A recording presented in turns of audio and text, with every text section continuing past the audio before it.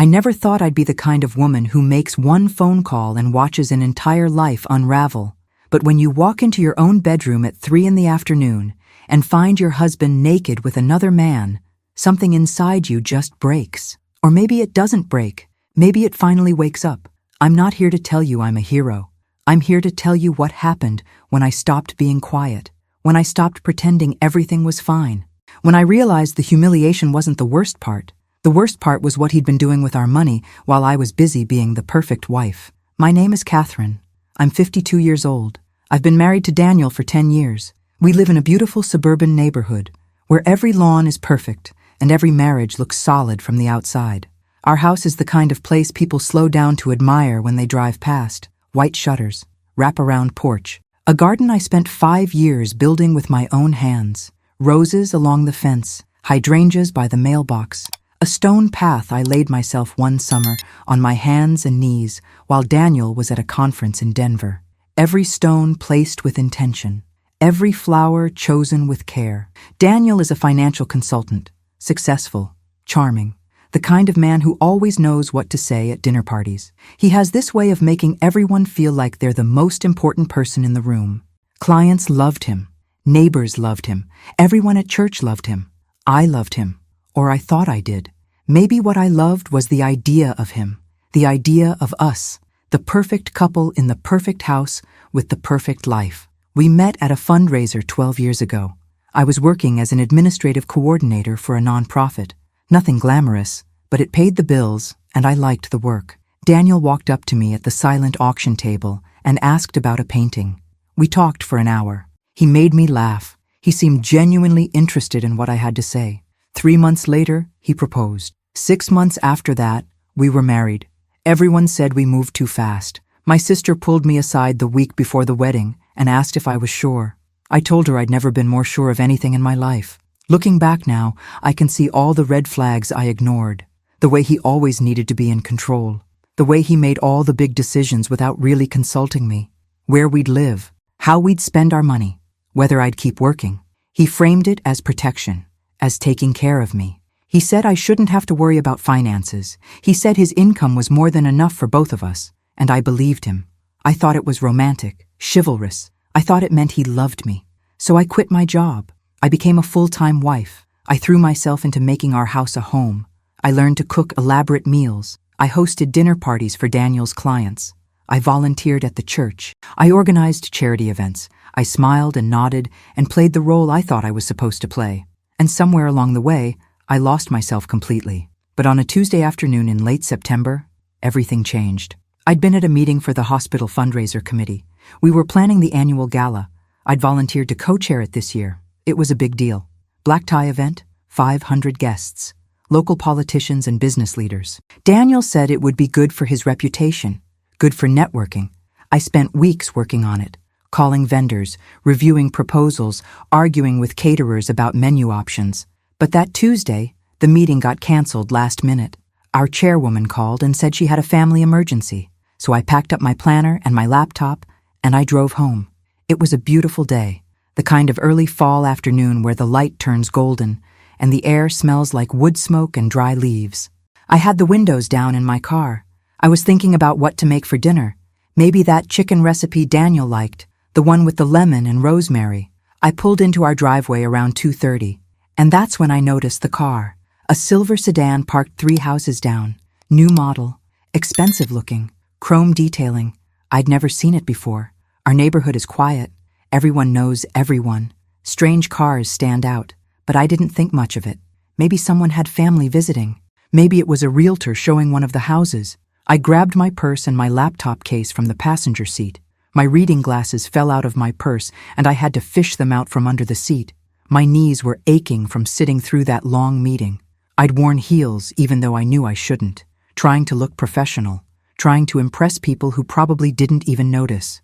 I walked up the front steps. The porch boards creaked under my feet. They always did. I'd been asking Daniel to fix them for months, but he kept saying he'd get to it. I unlocked the front door and stepped inside. The house was quiet, too quiet. Daniel's car had been in the garage, so I knew he was home. But usually, when he worked from home, I could hear him on conference calls, hear the low rumble of his voice through the ceiling. This time, there was nothing. I set my keys on the small table by the door, the one I'd refinished myself last spring.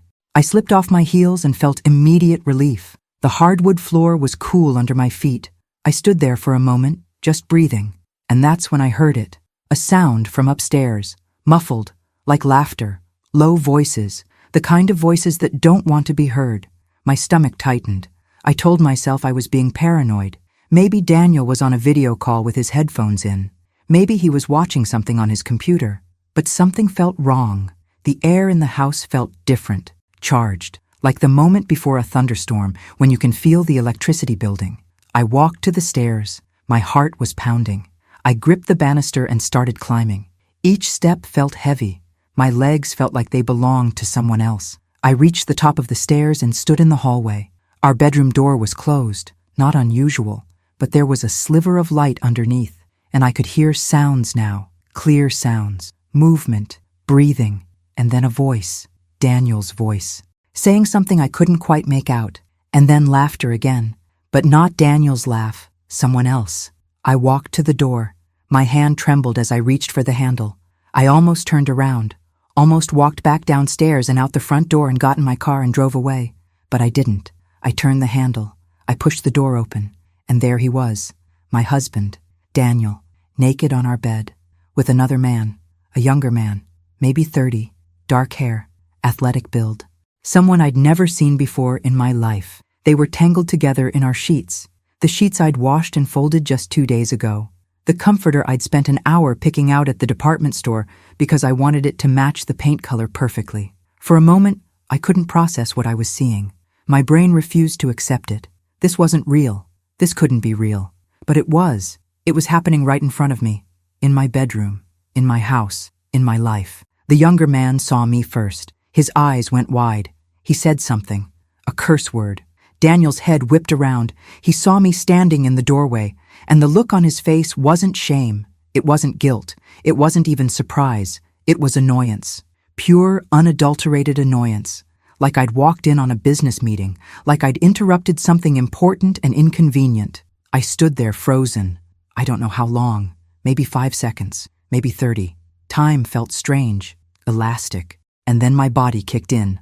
Autopilot, survival mode. I turned around. I walked out. I closed the door behind me. I walked down the hallway, down the stairs, through the living room, and I sat down on the couch. I could hear them upstairs, frantic movement. Footsteps, the bathroom door closing, the shower turning on, muffled voices, one urgent, one placating.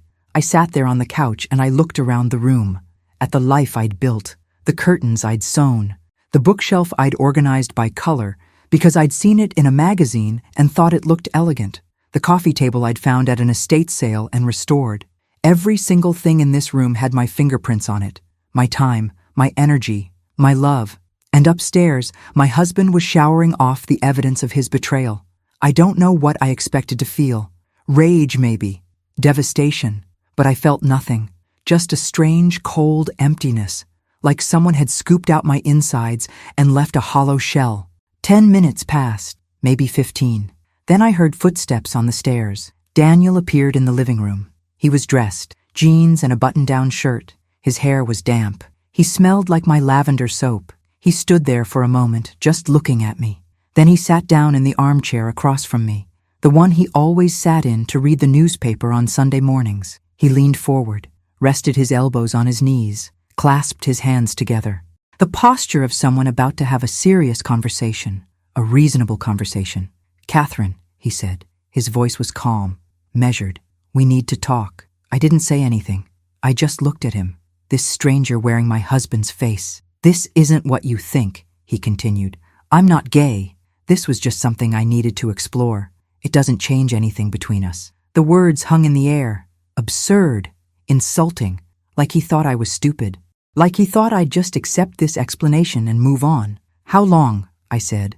My voice sounded strange, flat, like it was coming from somewhere far away. He hesitated, then said, 6 months, maybe a little longer. 6 months. Half a year. While I was planning dinner parties and organizing charity events and washing his clothes and sleeping next to him every night, he was living a secret life, with men, multiple men maybe. Who knew? Have there been others? I asked. He didn't answer right away. And that told me everything. Catherine, he said, you have to understand. This doesn't have to ruin what we have. We can work through this. We can go to counseling. We can figure it out. I stood up. My legs felt weak, but I forced them to hold me. I picked up my purse from where I dropped it on the floor. I grabbed my keys from the table by the door. I need time, I said. I need space. I walked out, got in my car, started driving. I didn't know where I was going.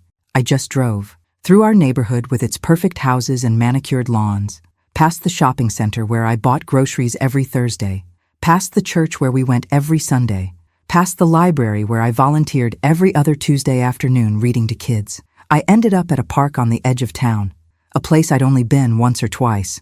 There was a pond with ducks, a walking path, benches overlooking the water.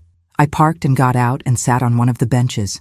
The sun was starting to set. The sky was turning pink and orange. Beautiful, painfully beautiful.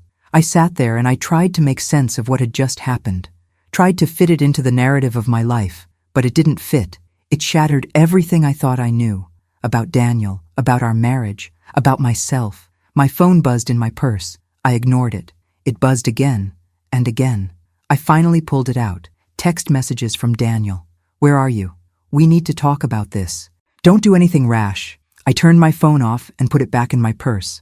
The sun set. The park lights came on. I sat there until I was the only person left, until the cold started seeping through my clothes. And then I got back in my car, and I drove to a hotel on the highway. A chain hotel with a vacancy sign glowing in neon. I went to the front desk and asked for a room. The clerk didn't ask questions, just handed me a key card and told me I was on the second floor. The room was generic, beige walls, floral bedspread, landscape painting of a mountain that could have been anywhere, but it was clean, and it was mine. I locked the door. I sat on the edge of the bed, and finally, I let myself cry. I cried until my throat was raw, until my eyes were swollen, until I had nothing left. And then I lay down on top of the covers and stared at the ceiling and tried to figure out what came next. If you're enjoying this story, hit that subscribe button, drop a like, and tell me where you're watching from. Just a reminder, this is a fictional dramatization for entertainment only. It's not professional legal, medical, or financial advice. Viewer discretion is advised.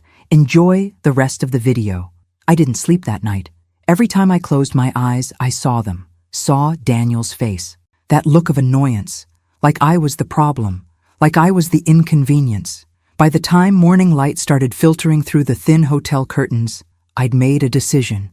I couldn't hide in a hotel room forever. I had to go back. I had to face this. I checked out just after 7, drove to a coffee shop, and got a large black coffee and a blueberry muffin I didn't eat. Sat in my car in the parking lot and tried to gather my courage. Around 9, I finally drove home. Daniel's car was in the driveway. I walked in the front door and found him at the kitchen table. He had his laptop open, a cup of coffee steaming next to him, like it was any other Wednesday morning. He looked up when I came in. His expression was careful, guarded. "I'm glad you came back," he said. I was worried. I set my purse down on the counter, stood there with my arms crossed. "I want you to move out," I said. "Just for a while.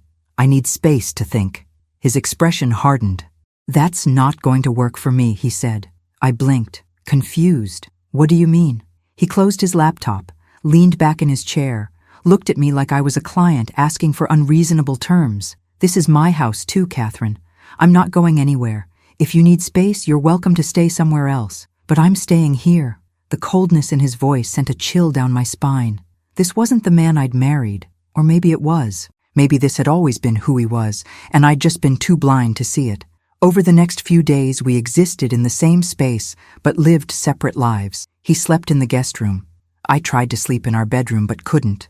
The bed felt contaminated. So I slept on the couch. We moved around each other like ghosts, passing in hallways, avoiding eye contact. The silence was suffocating. I tried to maintain my normal routine.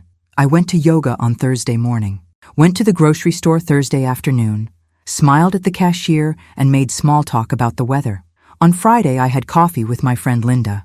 She asked how I was doing, and I said fine, just tired. She didn't press.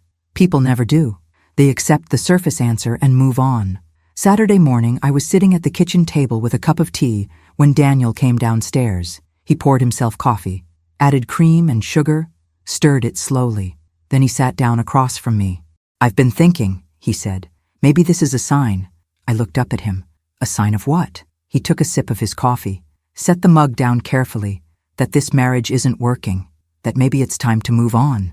My heart started pounding. "What are you saying?" He shrugged, casual, like we were discussing what to have for dinner. "I'm saying maybe we should sell the house, split everything down the middle, go our separate ways. No lawyers, no drama, just a clean break."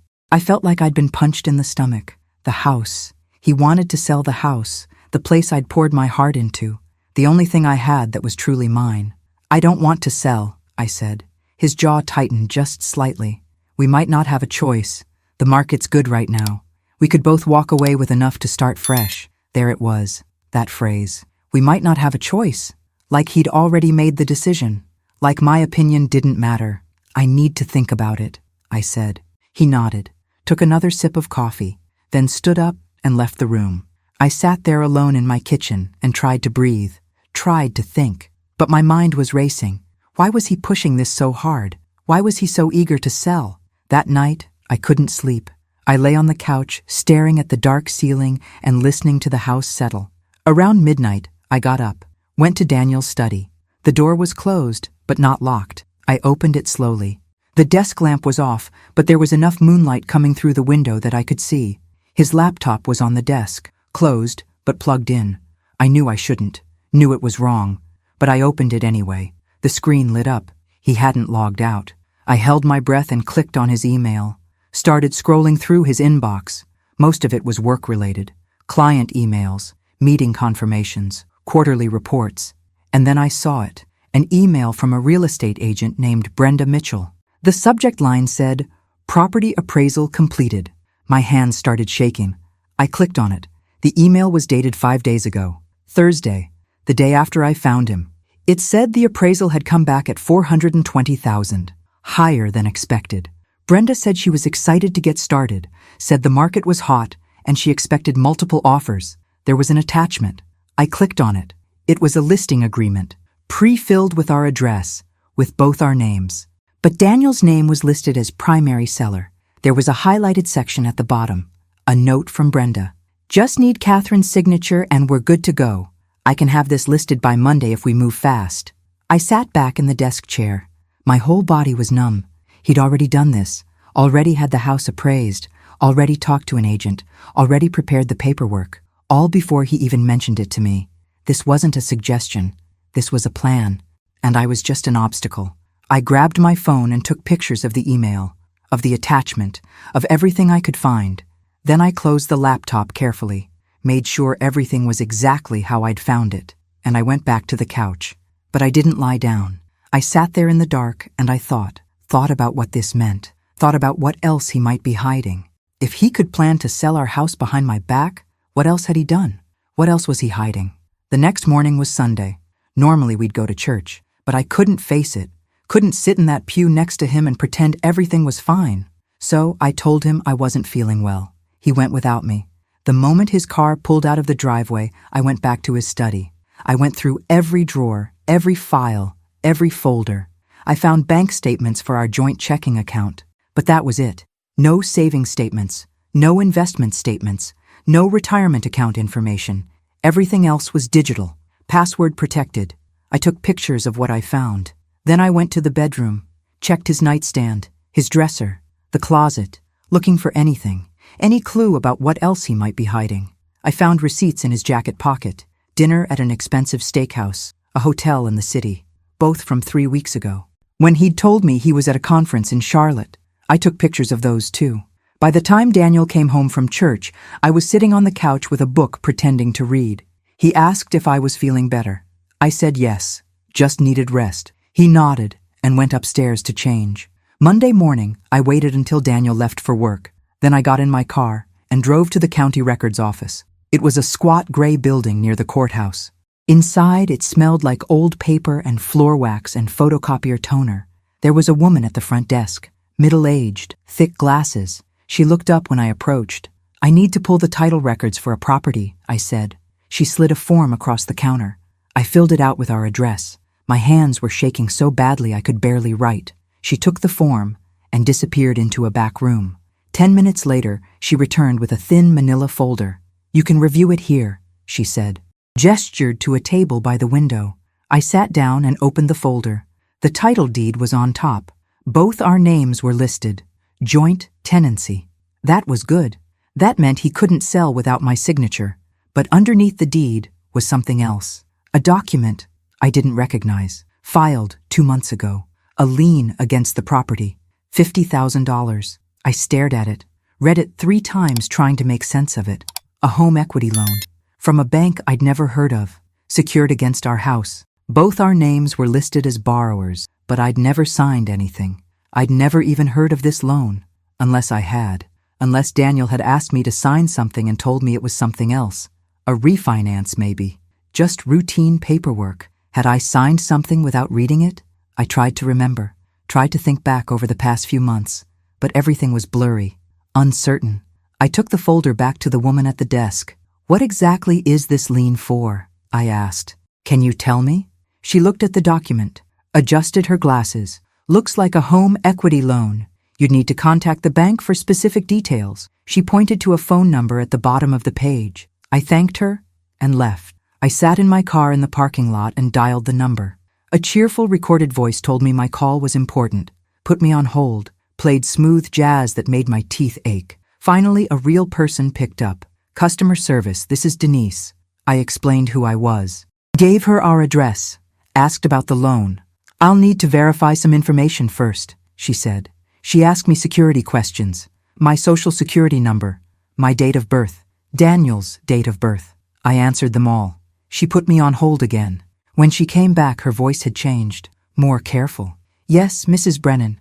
I show a home equity line of credit in the amount of $50,000. Opened on July 15th. Would you like me to send you recent statements?" July 15th. 2 months ago. Right in the middle of summer. When Daniel said he was working on a big project and needed me to sign some paperwork. I remembered now. He'd brought home a stack of documents, said it was a refinance, said it would lower our monthly payments. I'd been making dinner, hands covered in flour from the pie crust I was rolling. He'd told me where to sign. I'd wiped my hands on my apron and signed. Trusted him. Believed him. "Yes," I said. "Please send the statements." Denise said she'd email them within 24 hours.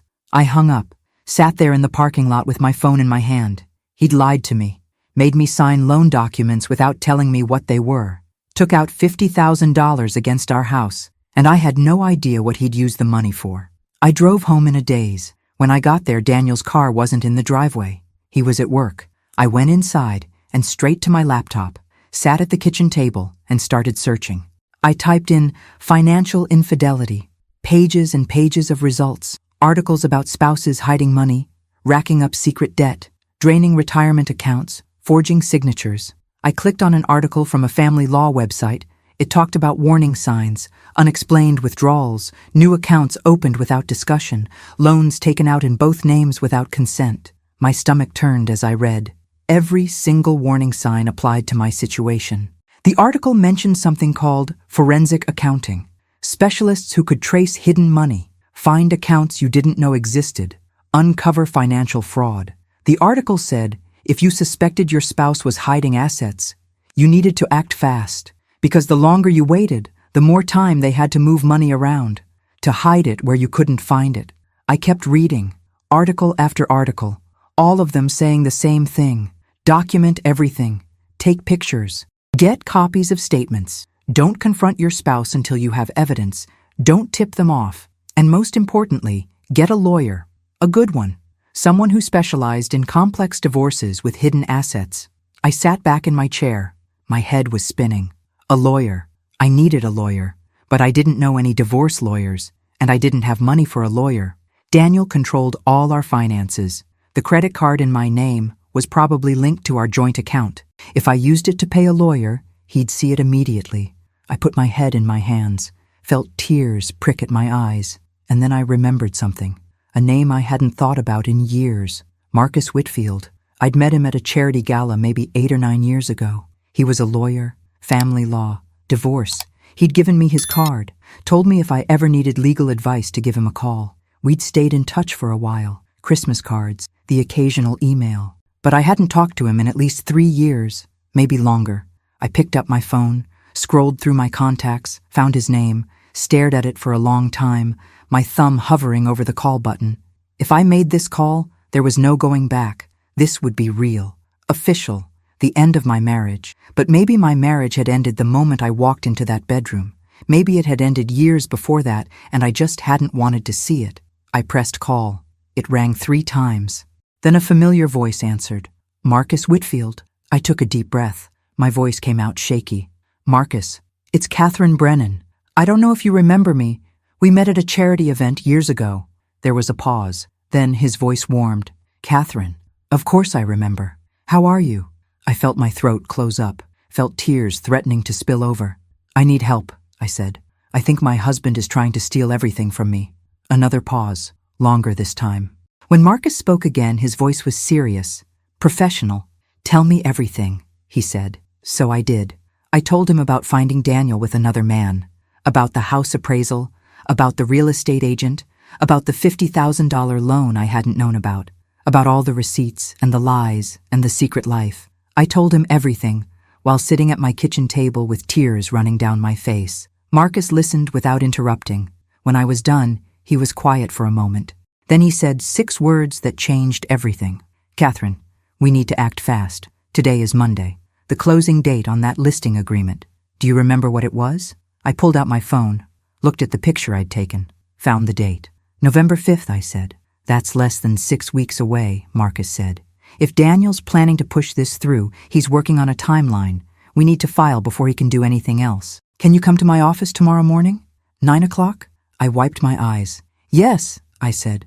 I'll be there. He gave me the address, a building downtown, told me to bring any documents I had, bank statements, receipts, photos of emails, anything that showed what Daniel had been doing. I said I would. We hung up. I sat there in my kitchen for a long time after that, just breathing, just trying to steady myself. I'd done it. I'd made the call. And now, there was no turning back. That night, Daniel came home around 6:30. He was in a good mood, whistling as he walked in the door. He asked what was for dinner.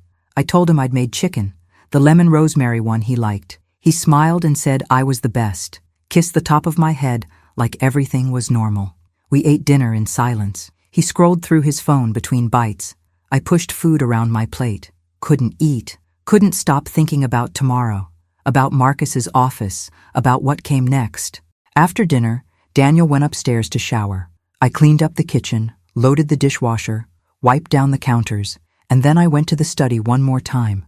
I needed more evidence, more documentation. I couldn't walk into that meeting tomorrow with just a few photos and hope it was enough. I went through his filing cabinet again, found tax returns from the past 5 years. I took pictures of every page, found statements from our joint checking account, took pictures of those too. And then I found something I hadn't seen before, a statement from an account I didn't recognize, an investment account, in Daniel's name only, with a balance of $83,000. My hands started shaking. An investment account, in his name only. Money I didn't know existed, money he'd been hiding. I took pictures, then I dug deeper, found more statements, going back 3 years, showing regular transfers, a few $100s here, 1,000 there. All coming from our joint checking account. Money I thought was going to bills or savings. Money he'd been siphoning off for himself. I took pictures of everything. My hands were shaking so badly I could barely hold my phone steady. I heard the shower turn off upstairs, heard Daniel moving around. I quickly put everything back exactly how I'd found it, closed the filing cabinet, left the study, went to the couch and picked up my book just as Daniel came downstairs. He said goodnight and went to the guest room. I waited until I heard his door close. Then I got up and went to my laptop. I uploaded all the photos to a secure cloud folder, one I'd created that afternoon with a password Daniel didn't know. Then I deleted them from my phone, just in case, just to be safe. I lay down on the couch, but I didn't sleep. I just stared at the ceiling and thought about that investment account, about all that money, hidden, secret, while I'd been clipping coupons and shopping sales and trying to be responsible with our budget. While I'd been feeling guilty about buying myself a new pair of shoes, he'd been hiding $83,000. The next morning I told Daniel I had a dentist appointment. He barely looked up from his coffee, just nodded, and said, "Okay." I left the house at 8:30, drove downtown to Marcus's office. The building was tall and glass and modern. I took the elevator to the 12th floor. The receptionist was young and professional. She smiled and told me Marcus was expecting me, led me to a corner office with a view of the city. Marcus stood when I came in. He'd aged since I'd seen him last, gray at the temples, lines around his eyes, but his handshake was firm and his smile was genuine. "Catherine," he said, "thank you for coming.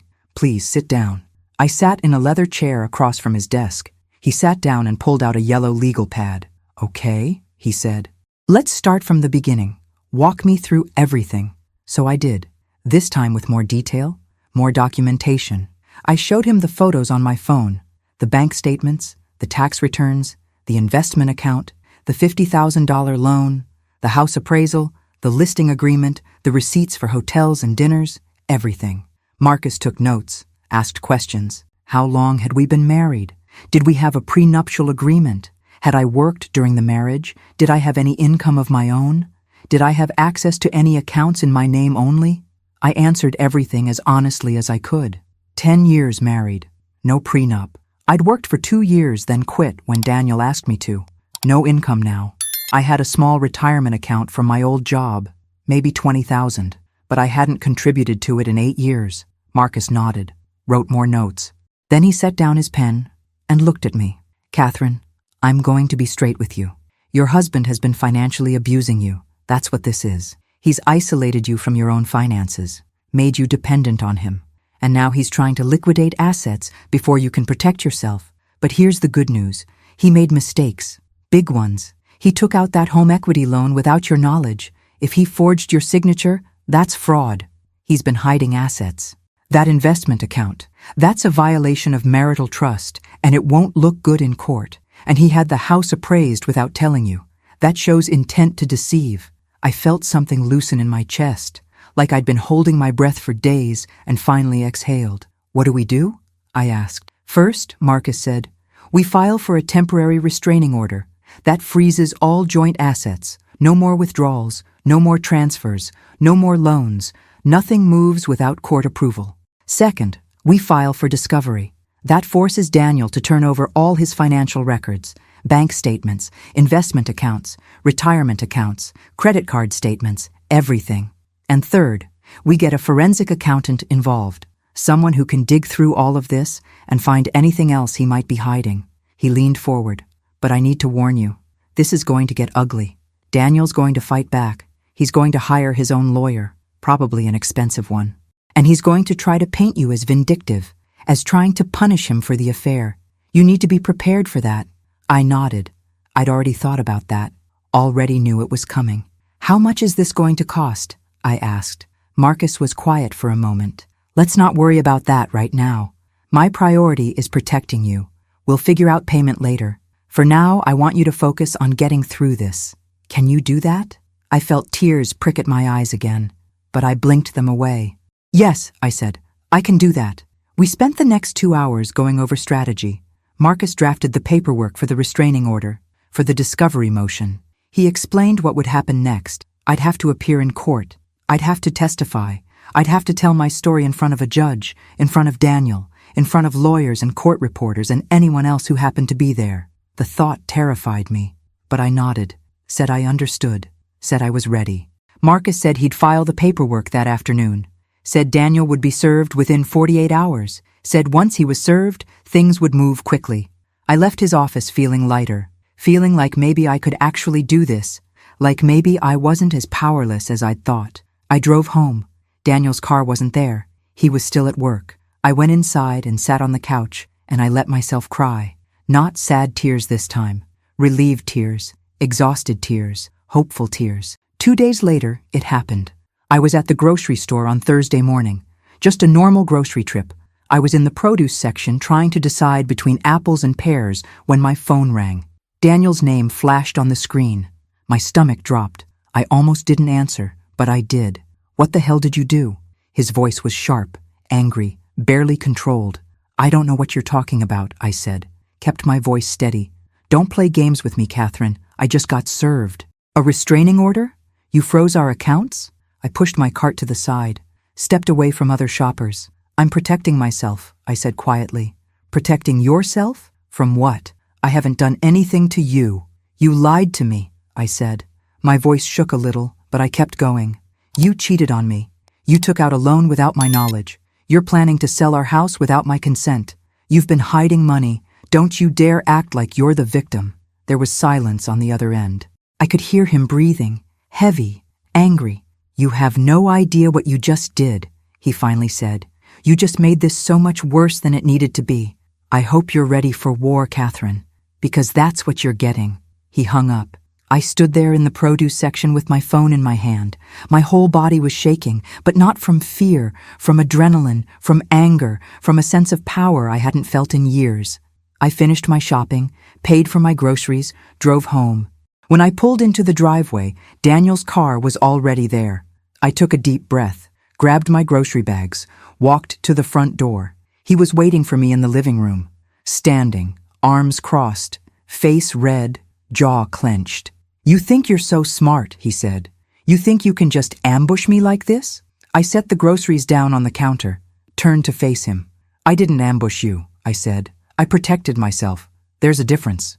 He laughed, that same cold, bitter sound I was starting to hate. "Protect yourself from what, Catherine? From the house we own together? From the money I earned? You contributed nothing to this marriage. Nothing. You're a dependent, a housewife. You have no income, no savings, no leverage. You think a judge is going to side with you? You think anyone's going to believe you over me?" His words stung, because part of me worried he was right. Part of me believed I was nothing without him.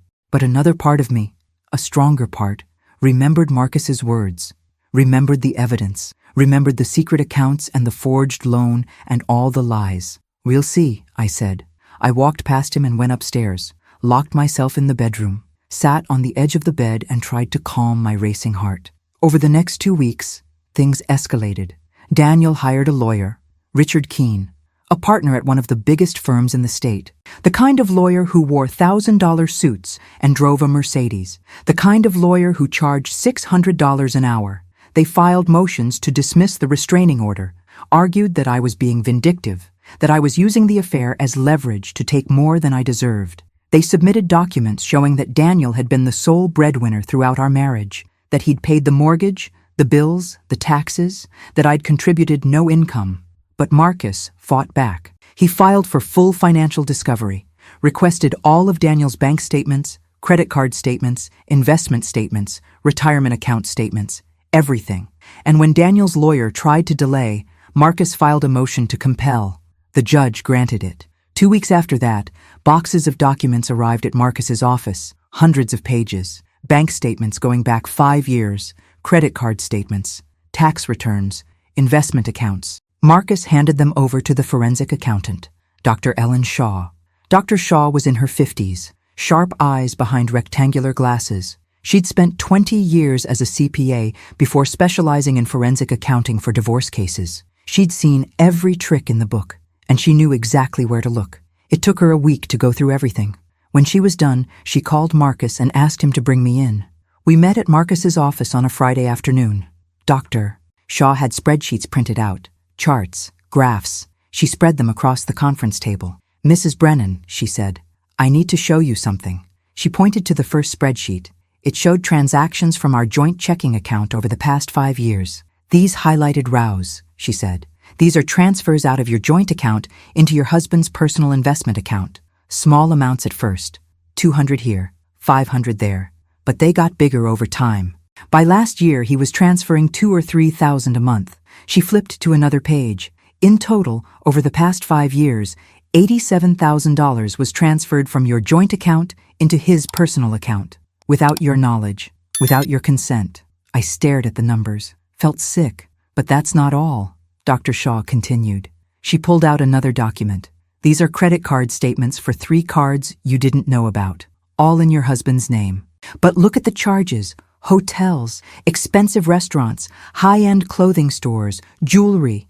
Over the past 3 years, he's racked up $62,000 in debt on these cards. And here's where it gets interesting, she said. She pointed to another spreadsheet, the $50,000 home equity loan, the one he took out in July. Look at where the money went. I leaned forward, scanned the transactions. $40,000 went to paying off 2 of those credit cards, Dr. Shaw said. $5,000 went to a luxury car rental service, and the remaining $5,000 went into his personal investment account. She sat back. Mrs. Brennan, your husband has been systematically draining your marital assets to fund a secret life. And when the credit cards got too high, he took out a loan against your house to cover his tracks, and he forged your signature to do it. Forged, I said. My voice sounded hollow. Dr. Shaw nodded. She pulled out another document. This is the loan application. With your signature. Marcus, do you have Mrs. Brennan's signature on file? Marcus pulled out the retainer agreement I'd signed. Set it next to the loan application. The signatures looked similar, but not identical. The curve of the C was different. The loop in the B. Small differences, but clear ones. That's forgery, Dr. Shaw said. That's fraud. And that's a crime. I sat back in my chair, felt the weight of it settling over me. What does this mean? I asked. Marcus leaned forward. It means we have him, he said. We have clear evidence of financial abuse, hidden assets, marital waste, fraud. When we go before the judge, we're going to present all of this, and the judge is going to see Daniel for exactly what he is. The court hearing was scheduled for the first week of November, November 3rd, 2 days before the closing date Daniel had planned with the real estate agent, 2 days before he'd thought he'd have me backed into a corner. But the tables had turned. In the days leading up to the hearing, I barely slept. I kept going over my testimony in my head, what I'd say, how I'd say it. Marcus coached me, told me to stay calm, to stick to the facts, to not let Daniel's lawyer bait me into getting emotional. The night before the hearing, I lay awake on the couch staring at the ceiling. Daniel was upstairs in the guest room. We hadn't spoken in days, hadn't even made eye contact. The house felt like a tomb. Around midnight I got up, made myself a cup of tea, sat at the kitchen table in the dark, and I thought about the woman I'd been 10 years ago. Young, naive, so eager to be loved, so willing to give up everything for the promise of security. And I thought about the woman I was now, older, harder, but stronger, so much stronger. I thought about my mother, about how she'd spent her whole life following my father from job to job, never complaining, never asking for anything, never standing up for herself. And I thought about how I'd promised myself I'd never be like her, but somehow I'd become exactly like her anyway. Until now. Now I was different. Now I was fighting back. The morning of the hearing I got up early, showered, put on a simple navy dress. Nothing flashy. I wanted to look credible, professional. I did my makeup carefully, enough to look put together but not overdone. I wanted the judge to see me as a real person, not a victim, not a gold digger. Just a woman who'd been wronged and was asking for what was fair. I drove to the courthouse with Marcus. It was a cold, gray morning, the kind of morning where the sky feels too close. Inside the courthouse, we went through security, metal detectors, bag searches, then up to the 3rd floor. The courtroom was smaller than I'd expected.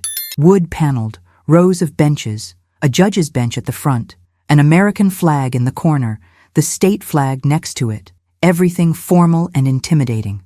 Daniel was already there with Richard Keene. They were sitting at the defense table. Daniel looked good. Expensive suit, fresh haircut, confident posture. He glanced up when I walked in. Our eyes met for a brief second. Then he looked away. Marcus and I sat at the other table. He arranged his papers, his notes, gave me a reassuring nod. Then the bailiff called out, "All rise," and the judge entered. Judge Margaret Holloway, 60-something. Gray hair pulled back in a neat bun, sharp, intelligent eyes behind reading glasses. She sat down, adjusted her glasses, looked at both tables. "Let's begin," she said. Marcus stood, presented our case. He walked the judge through the timeline, the affair, the hidden accounts, the siphoned money, the credit card debt, the forged home equity loan. He called Dr. Shaw to the stand. She explained her findings, showed the judge the spreadsheets, the transactions, the evidence. Judge Holloway listened carefully, took notes, asked questions. She was thorough, methodical. I could tell she was the kind of judge who didn't miss details. Then it was Richard Keene's turn. He stood, straightened his tie, and he tried to tear us apart. He argued that I was being vindictive, that I was using the affair as leverage, that Daniel had made mistakes, but they were personal mistakes, not financial ones. He said Daniel had been the sole breadwinner for 10 years, that he'd provided me with a comfortable life, that I'd never worked, never contributed financially, that I had no right to claim half of everything. He called Daniel to the stand. Daniel swore to tell the truth, sat down, looked directly at the judge with those same earnest eyes he'd used on me for 10 years. "Mr. Brennan," Richard said, "can you explain to the court why you took out that home equity loan?" Daniel took a deep breath, like he was about to confess something difficult. "I made a mistake," he said. "I got in over my head with some business expenses. I thought I could handle it on my own. I didn't want to worry Catherine, so I took out the loan to cover the debt. I planned to pay it back before she ever knew about it." "Did you forge Mrs. Brennan's signature?" Richard asked. Daniel hesitated, then shook his head. "No," he said. "Catherine signed the paperwork. I may have told her it was a refinance. Maybe I wasn't as clear as I should have been about what it was, but she signed it. I didn't forge anything." I felt anger surge through me. He was lying. Right there under oath. Lying. Marcus stood. "Your Honor, I'd like to recall Dr. Shaw." The judge nodded. Dr. Shaw took the stand again. Marcus handed her the loan application and my retainer agreement. "Dr. Shaw, can you explain the differences between these two signatures?" She put on her glasses, studied both documents. "The signatures are similar," she said, "but there are distinct differences. The pressure, the angle, the formation of certain letters. In my professional opinion, these were not signed by the same person." "She's not a handwriting expert," Richard objected. "I'm a forensic accountant," Dr. Shaw said calmly.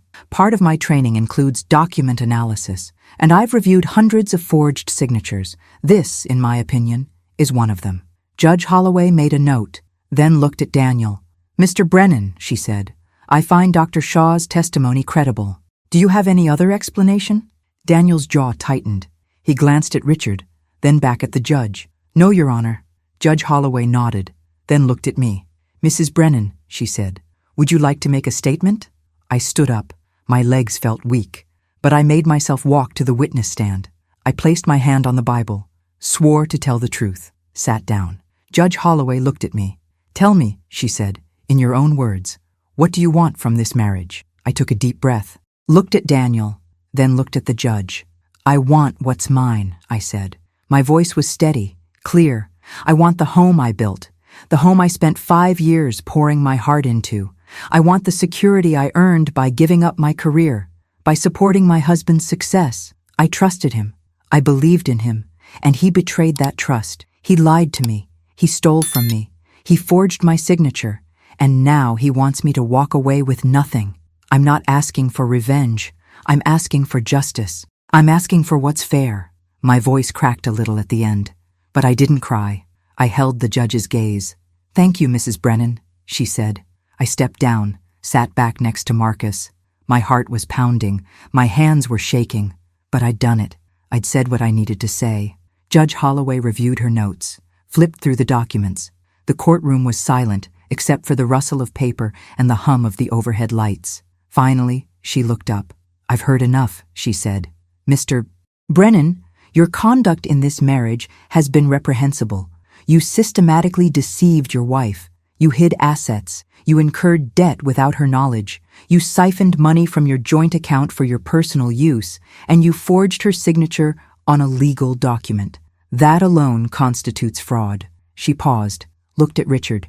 "Your argument that Mrs. Brennan contributed nothing to this marriage is not only insulting, it's factually incorrect. Mrs. Brennan maintained your home. She supported your career. She gave up her own professional development to facilitate yours. The law recognizes non-financial contributions as valid and valuable, and I intend to honor that." She looked back at her notes. "Here is my ruling. The marital home at 847 Maple Ridge Drive will remain in Mrs. Brennan's sole name. Mr. Brennan, you will be removed from the title effective immediately. You will also be responsible for repaying the $50,000 home equity loan in full.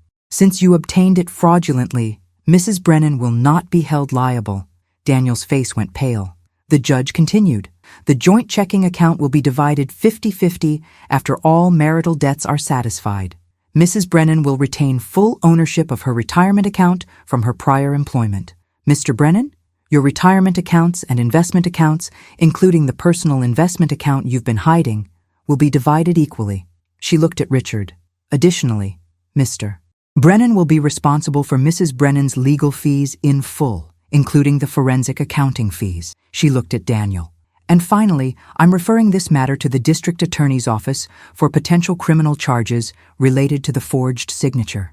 Mr. Brennan, you should consider yourself fortunate that Mrs. Brennan has shown as much restraint as she has. She banged her gavel. We're adjourned. I sat there stunned. It was over. I'd won. Actually won. Marcus put a hand on my shoulder, smiled. You did it, he said. I looked across the courtroom. Daniel was standing. His face was pale. His hands were clenched. Richard was talking urgently, trying to explain something, but Daniel wasn't listening. He was staring at me, and for the first time since this whole nightmare started, I didn't look away. I met his eyes, and I didn't flinch. We left the courtroom. Marcus walked me to the elevator, told me he'd send the final paperwork within a week, told me to call if Daniel tried to contact me. Then he shook my hand. You're a fighter, Catherine, he said. Don't ever forget that. I drove home alone. The sky had cleared, sun breaking through clouds. The trees were almost bare, just a few stubborn leaves hanging on. I pulled into my driveway, walked up the front steps, unlocked the door. The house was quiet, empty, mine. I went to the kitchen, made tea, sat at the table, and finally I let myself cry. Relief, exhaustion, gratitude. Everything I'd been holding in for months poured out. When I was done, I felt lighter, clearer, like I could finally breathe. Over the next month, Daniel moved out. The court had ordered him to vacate within 30 days. He came by one Saturday with a moving truck and two guys I didn't recognize. I watched from the window as they loaded furniture, boxes, his things. He didn't come inside, didn't say goodbye, just left. When the truck pulled away, I walked through the house. It felt different, emptier, but somehow fuller. Mine in a way it had never been before. The district attorney did pursue charges. Daniel ended up pleading guilty to fraud and forgery in exchange for 3 years probation, community service, and full restitution. He lost clients, lost his reputation, lost the perfect life he'd built on lies. I didn't take pleasure in it, but I didn't feel sorry for him either. As for me, I started rebuilding. I went back to school, took business courses at the community college, rediscovered interests I'd forgotten. Photography, painting, writing. I reconnected with old friends, made new ones, joined a book club, started volunteering at a women's shelter. I painted the guest room a soft sage green, planted new flowers in the garden, made the house truly mine. And slowly, I remembered who I was. Not Daniel's wife, not a dependent, not a victim, just Catherine, strong, capable, free. A year later, I was sitting on my porch on a Sunday morning, coffee in hand, book in lap. The garden was blooming, birds singing, warm breeze, and I realized something profound. I was happy, genuinely happy, maybe for the first time in my adult life. I thought about that Tuesday afternoon, the moment everything changed, and I realized the worst thing that ever happened to me had also been my salvation. It forced me to wake up, to see truth, to choose myself. I don't know where Daniel is now. Don't care. Our lives are separate, permanently, and that's exactly how it should be. Sometimes women from the shelter ask me how I found the strength, and I tell them the truth. The strength was always there. I just had to stop pretending it wasn't. It started with one phone call, then another, and another, each one building the life I have now, the life that's mine. If you're in a situation where you feel trapped or powerless or invisible, hear this. You're not. You have more strength than you know, more options than you see, and you deserve better. It starts with one decision, one call, one moment of courage, then the next, and the next, until you're standing on your own porch with coffee in hand and sun on your face and you realize you're free. That's my story. From devastated to determined, victim to survivor, erased to visible. It wasn't easy, wasn't clean, but it was worth it. Worth every painful step, because I'm still here, still standing, still fighting, and I'm not going anywhere. Thanks for watching until the end. If this story touched you, please subscribe and give this video a thumbs up. As a final reminder, this was a fictional dramatization for entertainment purposes only and does not constitute legal, medical, or financial advice. I'd love to hear your thoughts in the comments. I'll see you in the next story.